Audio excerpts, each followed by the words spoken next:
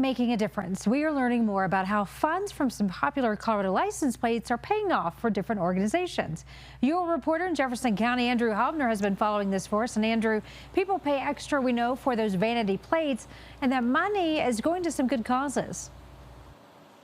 Last week, we told you the Lieutenant Governor's office revealed that these plates right here make the state about $1 million a month. And now this week, we introduce you to two of the groups that are the beneficiaries of that money and helping those with disabilities across Colorado. Zach Christopherson never used to like pinball.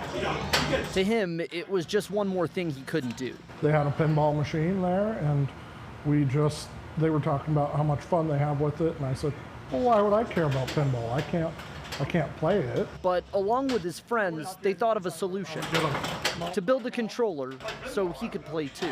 I'm used to losing a lot of things, deterioration and all that.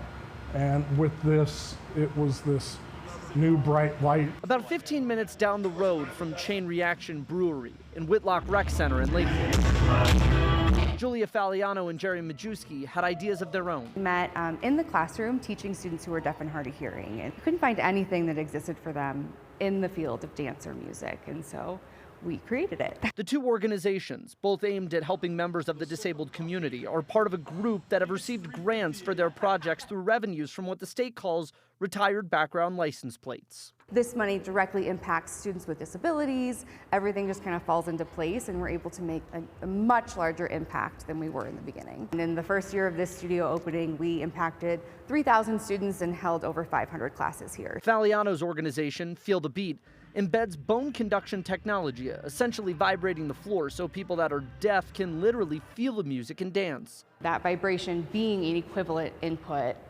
to auditory input for a student who doesn't have auditory input. While Christopherson's crew at EJ Enterprises has created controllers to bridge the gap in the arcade game world. The theory of inclusion is the actual desire to have me there, what keeps me going somewhere. And that's a big thing in the disabled community. As the plate sales continue to help good causes all over the state and provide opportunities that may not have been achieved otherwise. A lot of people just think it's a cool looking license plate. At the same time, it's helping further a community that really wants that.